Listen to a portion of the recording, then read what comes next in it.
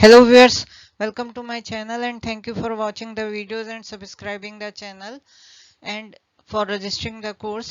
इस वीडियो में previous year paper के क्वेश्चन को सॉल्व करने जा रहे हैं, तो आइए देखते हैं।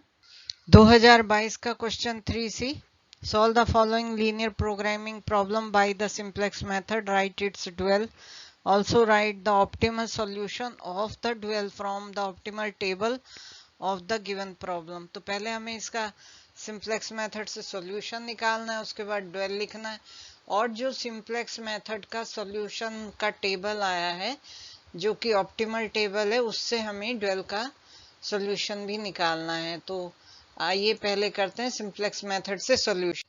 क्वेश्चन को पहले स्टैंडर्ड फॉर्म में चेंज करते हैं, दोनों ही constraint less than equal to की हैं तो स्लैक वेरिएबल्स को ऐड करेंगे। सो S1 S2 स्लैक वेरिएबल्स हमने ले लिए हैं जो कि फर्स्ट कंस्ट्रेंट और सेकंड कंस्ट्रेंट में ऐड कर दिए। ये ऑब्जेक्टिव फंक्शन है, मैक्सिमम z फाइंड आउट करना है एंड यहाँ पर हमने ऑब्जेक्टिव फंक्शन में स्लैक वेरिएबल्स का कोफिशिएंट 0 0 ले लिए। अब सॉल्व करते हैं by simplex method. Simplex method से तो ये ऑब्जेक्टिव फंक्शन के कोफिशिएंट्स हैं, ये राइट हैंड साइड है 2 2 xb, s1 s2 basic variables हैं एंड x1 x2 x3 ये नॉन बेसिक वेरिएबल्स हैं। ये जो बॉक्स में दिया है कंस्ट्रेंट के कोफिशिएंट्स हैं, ये फर्स्ट कंस्ट्रेंट है और ये second constraint and right hand side इसकी 2 है एंड इसकी 2 है।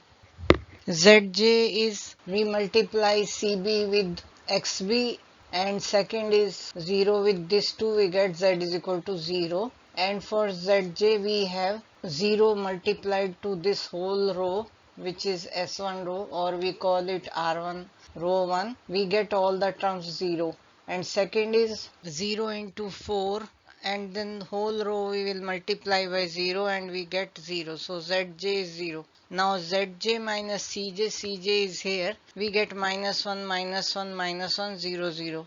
Now most negative or negative minimum is minus 1, so we may take any one of these three.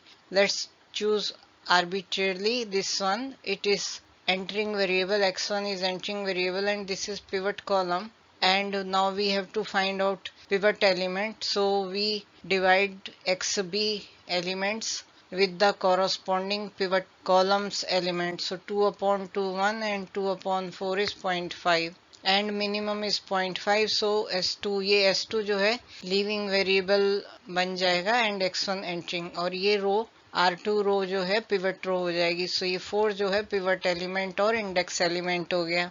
So next iteration से पहले हम जो कंस्ट्रेंट रोज हैं उन्हें राइट करेंगे, रीअरेंज करेंगे। R2 रो ये है एंड न्यू जो है हम पिवट एलिमेंट से डिवाइड करेंगे, तो ये पिवट एलिमेंट से डिवाइड करके आ गई एंड दिस एलिमेंट बिकम्स 1। अब इस रो के हेल्प से हम R1 को भी चेंज करेंगे और zj माइनस cj भी चेंज करेंगे। That way we will have all the elements in pivot column 0 except the pivot element.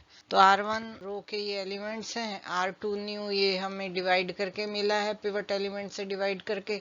इसके हेल्प से हम R1 रो के एलिमेंट्स चेंज करेंगे। So what will we do, अगर हम ये 1 है एंड दिस इज 2, इसे 2 से मल्टीप्लाई कर दें और सब्ट्रैक्ट कर दें from R1 old, we will get 0। So this is what we have done, 2 into R2 new को किया और फिर सब्ट्रैक्ट कर दिया, तो R1 न्यू जो आई R1 old minus 2R2 new, तो ये एलिमेंट 0 आ गया। नेक्स्ट हम zj वगैरह, जैसे कि हम जानते हैं कि cj में जो है ऑब्जेक्टिव फंक्शन के कोफिशिएंट्स हैं, तो cj 1 1 1 0 0 ये ऑब्जेक्टिव फंक्शन के कोफिशिएंट्स हैं।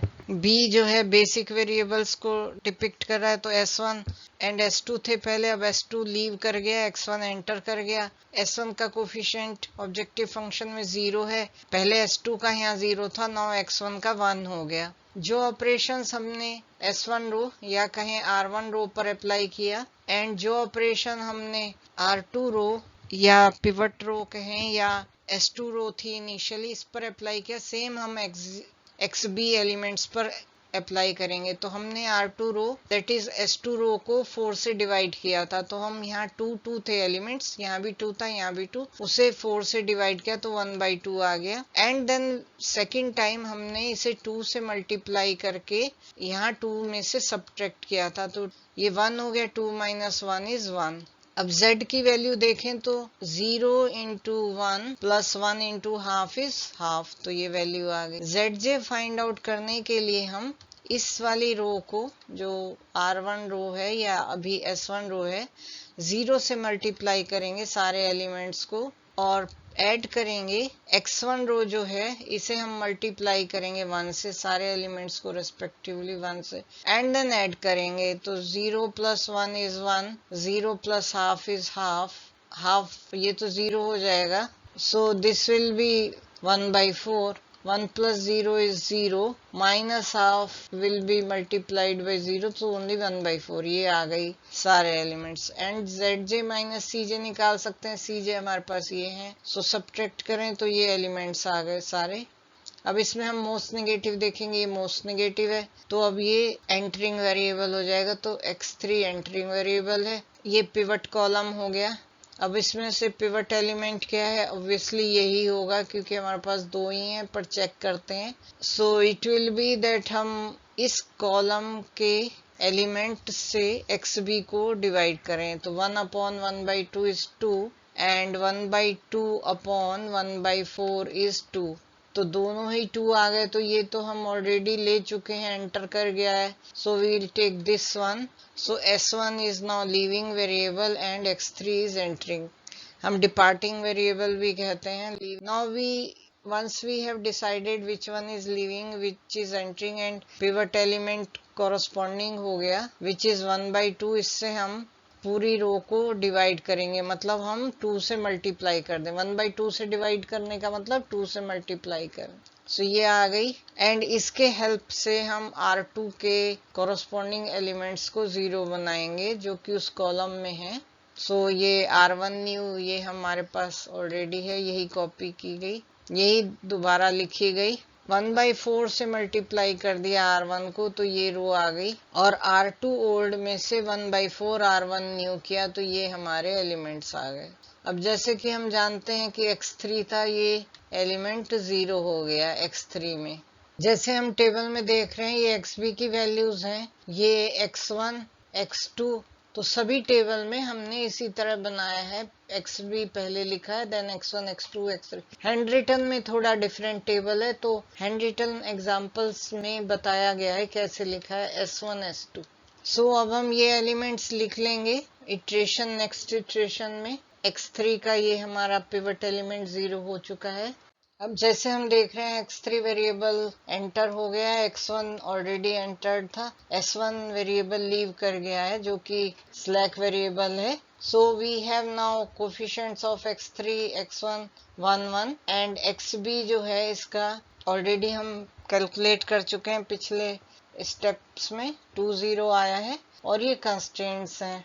अब हम z निकालते हैं, 1 × 2 + 1 × 0 is 2, एंड सिमिलरली हम इस कंस्ट्रेंट को 1 से मल्टीप्लाई करेंगे सारे एलिमेंट्स को, और इस सेकंड को भी 1 से ही करेंगे, इन एलिमेंट से करना है, and then we will add. तो 0 + 1 1 and half + 0 is half, 1 + 0 is 1, 2 - half is 3/2, -1 + half is -half। zj - cj, cj के एलिमेंट्स ये लिखे हैं, तो सब्ट्रैक्ट कर दें, so we get 1 - 1 0, half - 1 is -half, 1 - 1 0, 3/2 - 0 is 0, and -1/2 - 0 is -1/2। Most negative या minimum negative ये वैल्यू है, तो ये x2 जो है अब एंटरिंग करेगा, और लीव कौन सा करेगा इनमें, because we need to find maximum और मिनिमम। अगर हमें जो भी करनी है प्रॉब्लम, उसके अकॉर्डिंग कोई वेरिएबल्स इन दोनों में से x1 x3 में से लीव करेगा। सो ये पिवट कॉलम हो गया, या कॉलम इंडेक्स कहते हैं। अब हम चेक करेंगे, हम इन दो एलिमेंट्स से डिवाइड करेंगे xb के एलिमेंट्स, 2/0, तो ये तो इन्फिनिटी हो जाएगा, तो ये तो हम नहीं ले सकते। सो 0/1/2, सो दिस इज 0, ये मिनिमम हो गया। तो अब x1 जो है लीव करेगा, लीविंग वेरिएबल हो गया है, एंड x2 एंटर करेगा in place of x1। Pivot element 1/2 है, तो R2 रो जो कि अभी x1 के कॉरस्पॉन्डिंग रो है 1/2 से डिवाइड करेंगे, तो ये रो है, और इसे 1/2 से डिवाइड करने का मतलब 2 से मल्टीप्लाई किया, तो ये एलिमेंट्स आ गए। सो this is xb and this is pivot x1, x2, this is x2, this is x3, this is s1, this is s2। अब r1 को करना है, तो we'll see that ये एलिमेंट 0 ही है, so r1 new is equal to r1 old. हम कोई चेंज ही नहीं करेंगे क्योंकि हमें एलिमेंट को 0 बनाना होता है, वो ऑलरेडी 0 है। अब यहाँ पर x3 वेरिएबल एंटर कर चुका है, s1 लीव कर गया है, एंड x3 x2 के कोफिशिएंट 1 1 है, xb जो है चेंज होके 2 0 आया। Now will see what is the value of z। 1 into 2 plus 1 into 0 is 2। अब हम इस रो को 1 से मल्टीप्लाई करेंगे इस एलिमेंट से, एंड इस रो को 1 से मल्टीप्लाई करेंगे एंड ऐड करेंगे to get zj। So 2 into 1 is 2, 0 0 में 1 से मल्टीप्लाई किया, no effect, so 1, then 1 plus 0 is 1, 2 minus 1 is 1 and 0।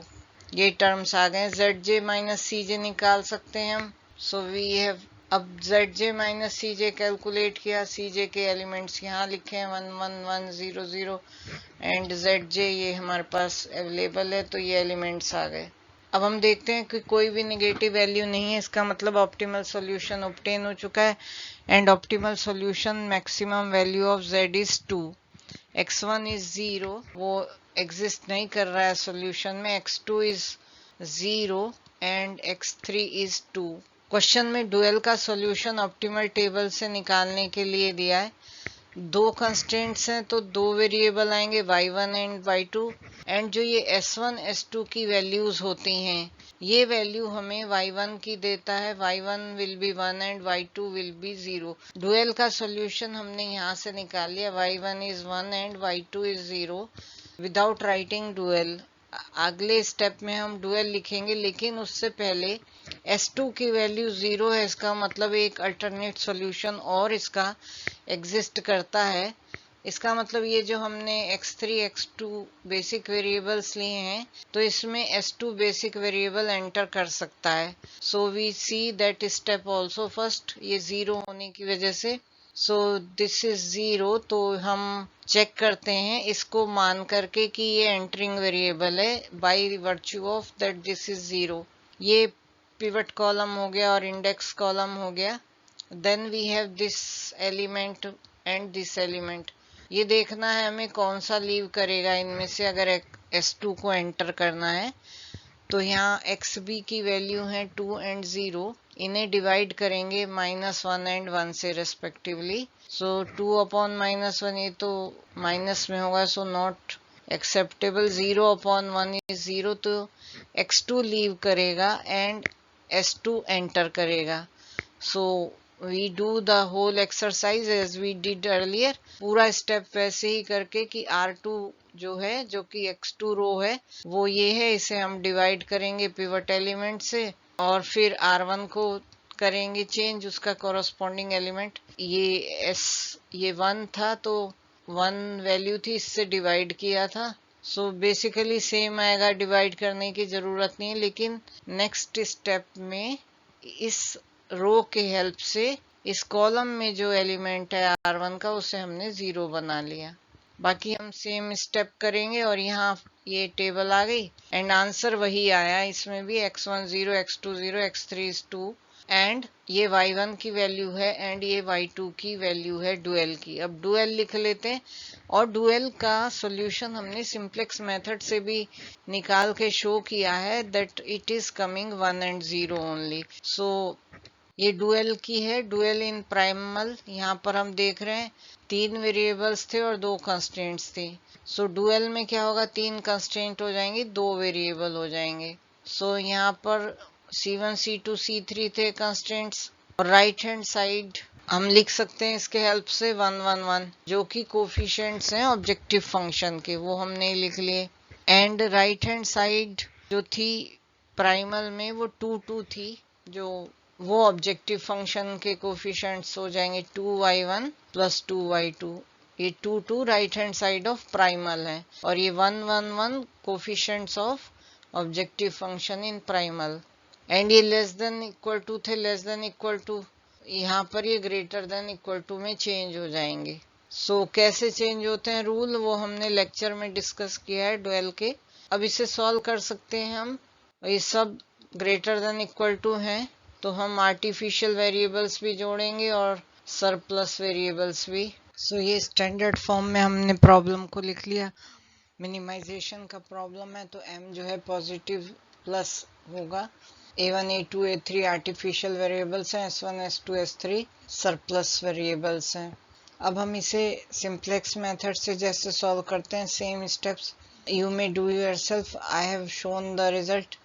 Explanation सिर्फ आंसर स्लाइड का दिखा रहे हैं because in the examination this is not necessary, but to confirm that the answer is for y1 and y2 is 1 and 0 and value of z is same. So let's see the solution in next slide. These are the slides.